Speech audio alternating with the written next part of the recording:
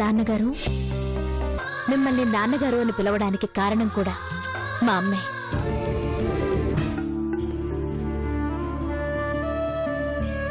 మీరు మర్చిపోయారేమో గాని ఈ రోజు మీ పెళ్లి రోజమ్మా. ఈ రోజు మీ అమ్మా నాన్నల పెళ్లి రోజు, మర్చిపోయావా? ఈ రోజు వాళ్ళ పెళ్లి రోజు కాదు. జయంతి అమ్మకి నా తండ్రిని కట్టపెట్టి తను ద్రోహం చేసిన దుర్దినమని నేను ఫీల్ అవుతున్నాను. మబ్బులు కమ్ముకున్నంత మాత్రాన సూర్యుడు ఓడిపోయినట్టు కాదు భానుమతి. ఆయన కాంతిని కొద్ది నిమిషాలే మబ్బులు ఆపగలవు. ఆ తర్వాత మళ్లీ వెలుగు ప్రసరిస్తుంది. భార్యాభర్తల మధ్య వచ్చే అపార్థాలు కూడా అంతే. అవి ఇలా వచ్చి అలా పోతాయి. కాని జయంతి గారి వాలకం చూస్తే అలా లేరు కదమ్మా. ఏకంగా విడాకులు కావాలని నోటీస్ పంపించింది. నిజంగా అసలు ఆవిడికి ఈరోజు పెళ్లి రోజని గుర్తుంటే గుడికి రాకుండా ఉంటుందా అమ్మా? గుడికి రాకపోయినా గుర్తు లేకుండా అయితే ఉండదు భానుమతి. కృష్ణని తను మనస్ఫూర్తిగా ప్రేమించింది. ఎంత ప్రేమించిందంటే తను క్షణం దూరమైనా తట్టుకోలేనంత ప్రేమ. అంత ప్రేమించింది కాబట్టే ఇంతలా కుమిలిపోతోంది. ఆ కోపం ఆవేశం చల్లారగానే కృష్ణ గురించి ఆలోచిస్తుంది. ఏమోనమ్మా, ఒకవేళ ఆ భగవంతుడి కరుణించి వాళ్ళిద్దరినీ కలపాలనుకున్నా భార్గవి కలవనివ్వదు. తన నీడ ఉన్నంతకాలం ఏ జంటను ప్రశాంతంగా ఉండనివ్వదు.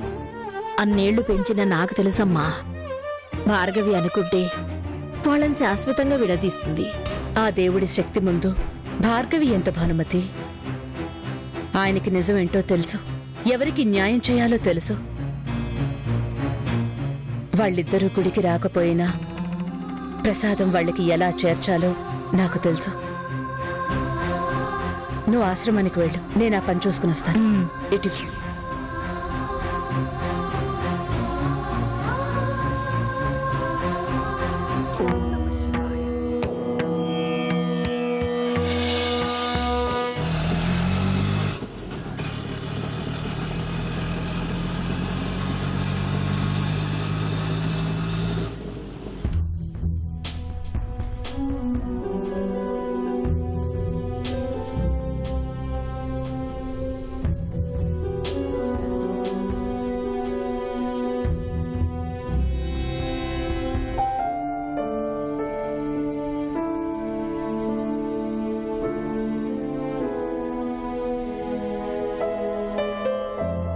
కృష్ణ, కృష్ణ. ఎవరమ్మా నువ్వు? ఎవరు కావాలి? కృష్ణప్రసాద్. ఆయనతో నీకేం పని? ఏం పనో ఆయన్ని పిలిస్తేనే చెప్తాను. పిలవండి.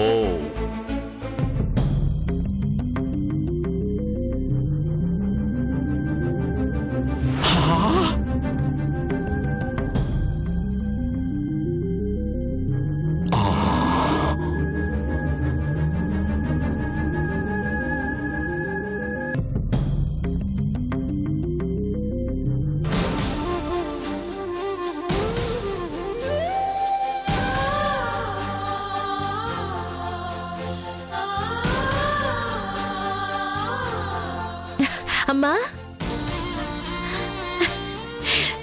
రామా, రారా, కూర్చోమ్మా. ఏంటి మావయ్య ఇది? అమ్మ రాక రాక మన ఇంటికొస్తే మర్యాదలు చేయాల్సింది పోయి ఇలా నిలబడే మాట్లాడతావా? భలే వాడవే. అమ్మా నువ్వు కూర్చోమ్మా.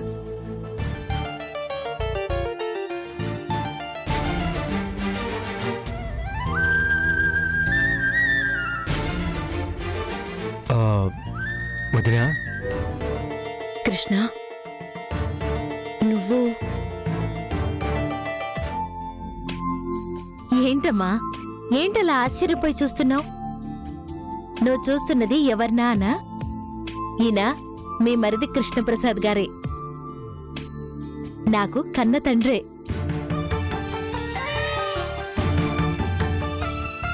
మీ నాన్నని ఇలా ఈ రోజు నుంచి ఈయన స్థానమే మారిపోయిందమ్మా. రాత్రి కలలో మా అమ్మ కనిపించి నాన్నగారిని ఎలా చూసుకోవాలో చెప్పింది. మా అమ్మ చెప్పాక నేను వినకుండా ఉంటానా? అందుకే మా నాన్నగారిని అవుట్ హౌస్ నుంచి ఈ హౌస్కి రప్పించాను. ఈ సూట్ వేయించి ఆఫీసు కూడా తీసుకెళ్తున్నాను. నమ్మలేకపోతున్నావా అమ్మా? నేను చెప్తుంది నిజం. ఏ నాన్నగారు మీరు చెప్పండి, మనం ఇప్పుడు ఆఫీస్కే కదా వెళ్తున్నాం.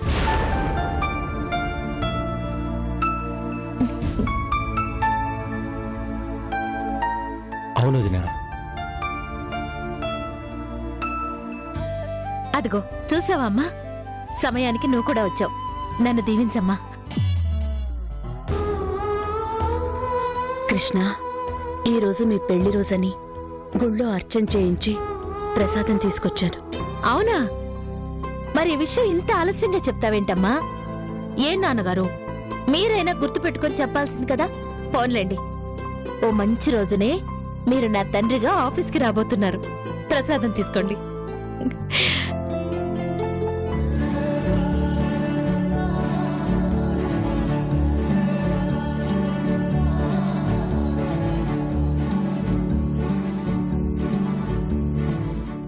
నాలో ఇంత మార్పు వస్తుందని మీరు అస్సలు అనుకోలేదు కదమ్మా. నిజంగా నేను ఇది నమ్మలేకపోతున్నాను. ఇది కళ నిజమా? ఖచ్చితంగా నిజమే అమ్మా. కావాలంటే అదిగో మా మావయ్య మీద ఒట్టు. ఒట్టు వేయడానికి నేనే దొరికానా తల్లి? అమ్మా, నేను వర్జం వచ్చేలోగా నాన్నగారిని ఆఫీస్కి తీసుకువెళ్ళాలి. టైం అవుతోంది. ఈ రోజు నాకు అన్ని శుభశకునాలే కనిపిస్తున్నాయి.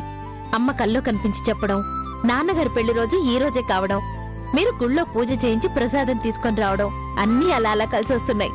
చాలా సంతోషంగా ఉంది. నాన్నగారు, మనం బయలుదేరదామా? వెళ్ళొస్తామమ్మా, రండి.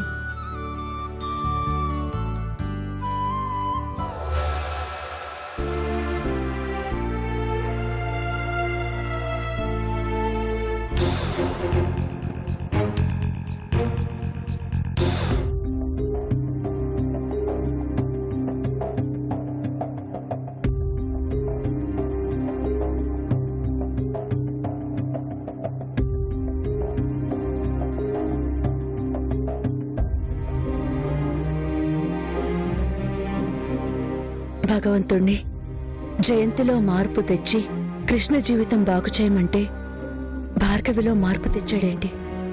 ఈ మార్పు దేనికి దారితీస్తుందో?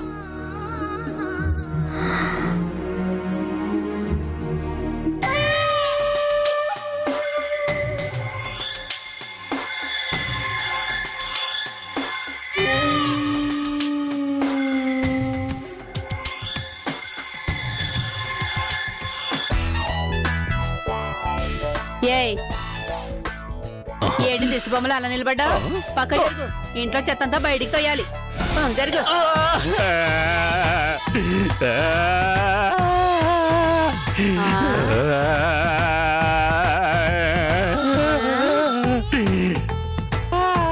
ఎందుకలా ఏడుస్తావ్? ఏదో పొరపాటున చీపురు తగిలిదిలే. ఈ ఏడుపు నువ్వు కొట్టినందుకు కాదే, మా మేనకోడల్లో ఇంత మార్పు వచ్చినందుకు.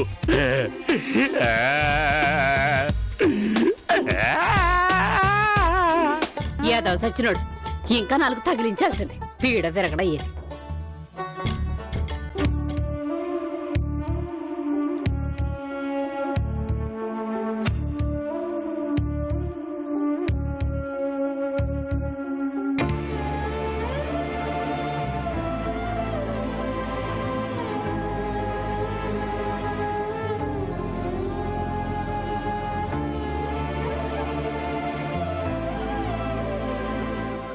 మీరు మర్చిపోయారేమో గాని ఈ రోజు మీ పెళ్లి రోజమ్మా. ఆ సంగతి ఆ ఫోటోలే గుర్తు చేశాయమ్మా.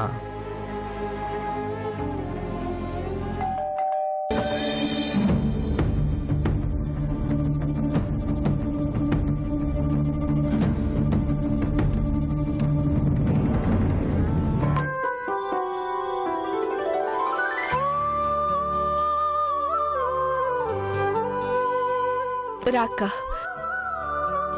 నువ్వింట్లో ఉంటావో ఉండవో అని వచ్చాను. ఈ పూట ఆఫీస్కి వెళ్ళలేదా? లేదక్కా. ఏ, ఒంట్లో బాలేదా? బాగానే ఉంది. జయంతి,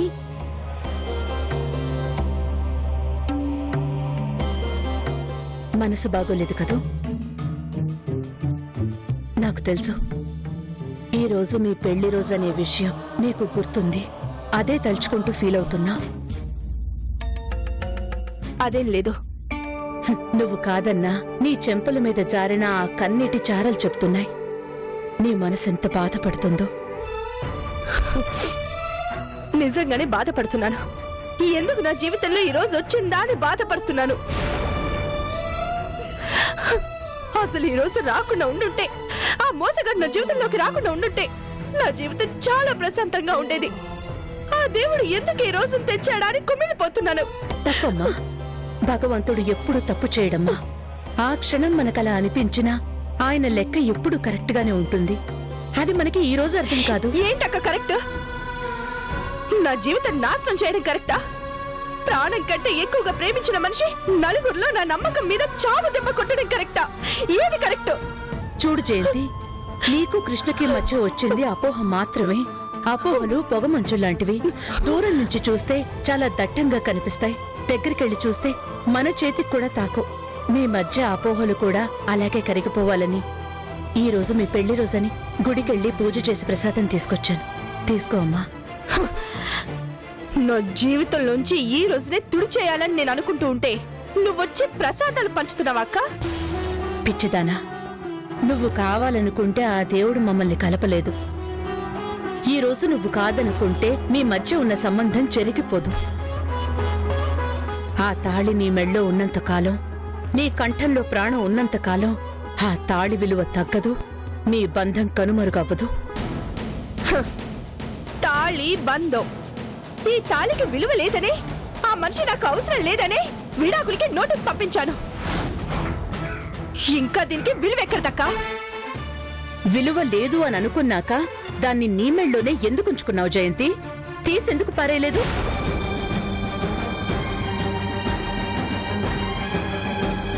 బహుశా నీకు ఆలోచన కూడా వచ్చుండదు. ఎందుకో తెలుసా? ఆ తాళి నీ శరీరంలో భాగం అయిపోయింది కాబట్టి. మనిషి తన శరీరంలో ఏ భాగాన్ని వదులుకోవాలి అనుకోడు. అలాగే ఏ ఆడది తన తాళిని అలంకారంగా ఉంచుకోదు. వద్దక్కా, వద్దు. దయచేసి మా పెళ్లి గురించి, తాళి గురించి గుర్తు చేయొద్దు. నువ్వు గుర్తు చేసే కొద్దీ ఈ తాళి నిజంగా నాకు భారం అనిపిస్తుంది. భారం అనిపిస్తుంది.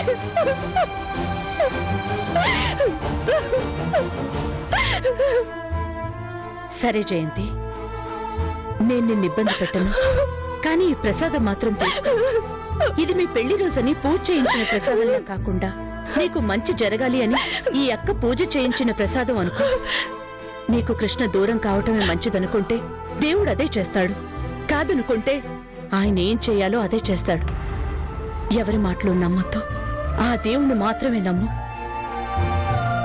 తీసుకో.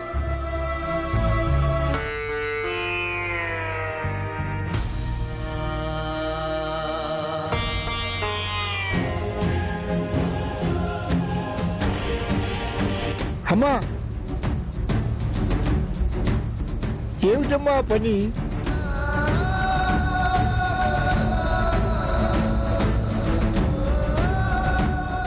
అది దేవుడి ప్రసాదం అమ్మా, అలా పారేయకూడదు. నాకొద్దు రామయ్య. వద్దనడం వరకు నీ ఇష్టం అమ్మా, కానీ ప్రసాదం నేలపాలు చేయటం మంచిది కాదమ్మా. అర్చనమ్మ చెప్పినట్టు ఎవరి మాట వినొద్దు, భగవంతుడి మాట విను. ఆయనకి ఏది మంచి అనిపిస్తే అదే చేస్తాడు. కాదని ప్రసాదం విసిరి కొడితే మహాపాపం తల్లి. దాని పర్యవసానం అనుభవించాల్సి వస్తుంది. చెయ్యాల్సినంత అన్యాయం చేశాక ఇంకా చేయడానికి ఏం మిగిలింది రామయ్య? ఈ మనుషుల మీద నమ్మకం పోయినట్లే నాకు ఆ దేవుడి మీద కూడా నమ్మకం పోయింది. ఇవేమీ నాకొద్దు. అమ్మా, జయంతమ్మా,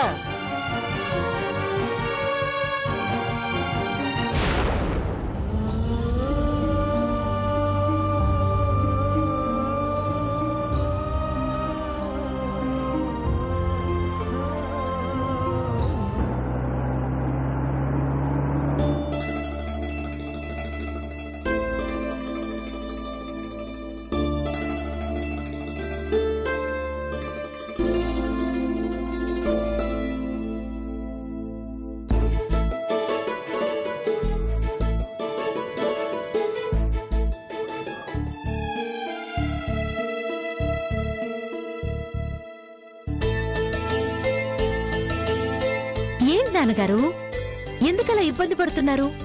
ఇది మన ఆఫీసే, మన సొంతం. రండి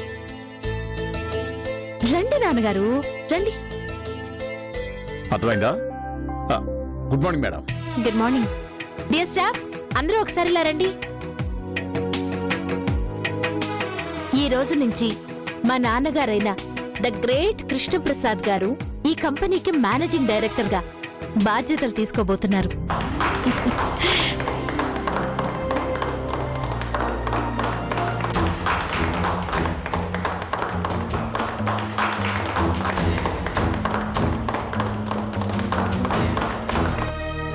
నాన్నగారు ఎండీగా, నేను చైర్పర్సన్ గా పూర్తి బాధ్యతలు నెరవేర్చబోతున్నాం. మీరందరూ నాతో పాటు మా నాన్నగారిని కూడా గౌరవించాలి. ఆయన చెప్పినట్లు చేసి ఈ కంపెనీ అభివృద్ధికి పాటుపడాలి అని కోరుకుంటున్నాను.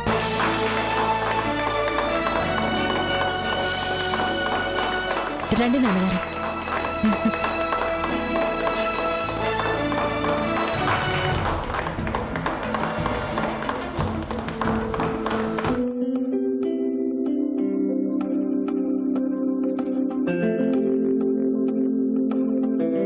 ఈ చైర్ మీకోసమే ఎదురుచూస్తోంది, కూర్చోండి. ఎందుకమ్మా ఇవన్నీ? నాకు ఎండి హోదా, ఈ ఆర్భాటాలు అక్కర్లేదు. నన్నుగా ఉండని. అలా ఎలా కుదురుతుంది నాన్నగారు? మీలాంటి సమర్థులైన మనిషి కూర్చుంటేనే ఆ కుర్చీకి అందం. నా మాట విని ముందు మీరు కూర్చోండి. వద్దమ్మా, ఈ చైర్లో ఉండకపోయినా నా నుంచి ఎలాంటి సాయం కావాలన్నా నీ కంపెనీకి చేసి పెడతాను. మీకు తగిన గౌరవం ఇవ్వకపోతే మా అమ్మ మనసు నొచ్చుకుంటుంది నాన్నగారు. మిమ్మల్ని ఎక్కడ ఉంచాలో నాకు బాగా తెలుసు కదా, అందుకే మీకు ఈ సీట్ కేటాయించాను. అయినా ఇది మీకు పరిచయం లేని ఆఫీస్ కాదు, చేతకాని పని కాదు, మీరు అనుభవించిన స్థానమే. కానీ నాకెందుకో చాలా ఇబ్బందిగా ఉందమ్మా. ఇబ్బందా? ఇది ఇబ్బందా? ఇదే చందు ఇలాంటి కుర్చీ ఇచ్చి కూర్చోండి నాన్న అంటే తనకు కూడా ఇలాంటి సమాధానమే చెప్తారా? నాన్నగారు మీరు చెప్పరు, నాకు తెలుసు. చందు వేరు నేను వేరు అనుకుంటే మీ ఇష్టం, మిమ్మల్ని బలవంత పెట్టను. కానీ మీకు నా మీద, మా అమ్మ మీద అభిమానం ఉంటే మాత్రం కూర్చోండి.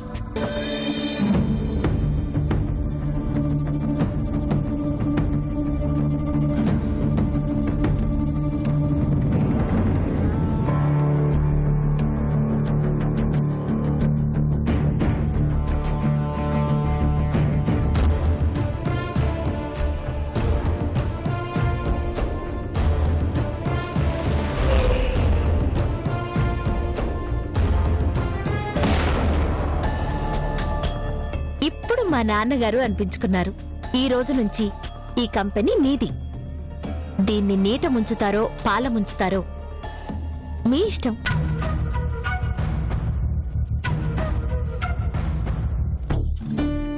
మీ బాధ నాకు అర్థమైంది నాన్నగారు.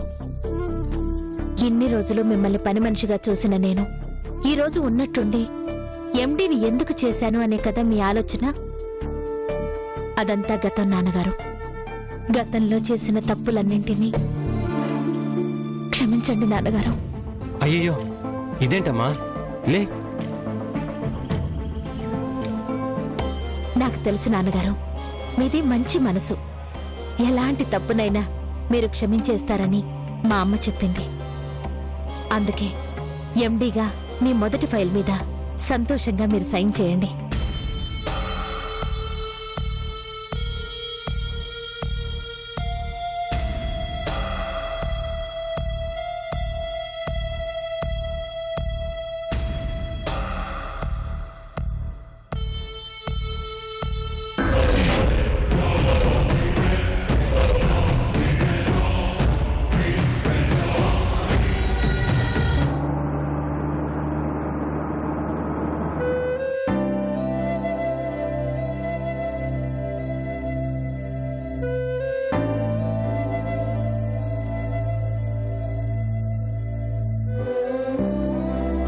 ఆంటీ, రా రాజా, కూర్చో.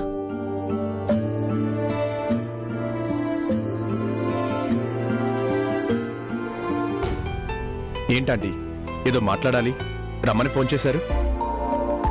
ఉమ్. ఈ రోజు మీ అత్తయ్య మావయ్యల పెళ్లి రోజు తెలుసా? తెలుసా ఆంటీ? గుడికెళ్ళి పూజ చేయిద్దామని చందుని పిలిస్తే నిర్మోహమాటంగా రాను అని చెప్పేసింది.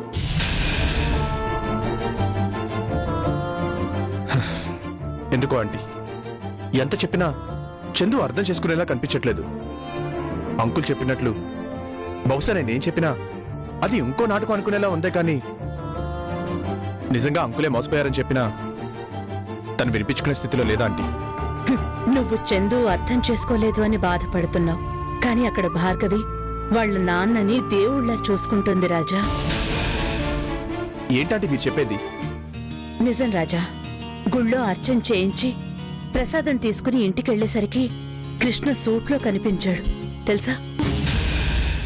సూట్లో కనిపించారా?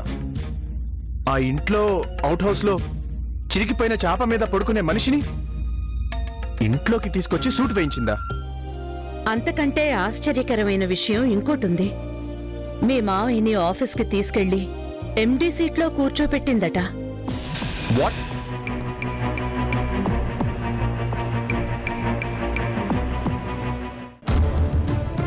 నేను మీకు ఈ అగ్రిమెంట్ చేయడం లేదు. ఈ ఆర్డర్ భార్గవి కృష్ణప్రసాద్కి ఇవ్వాలనుకుంటున్నాను.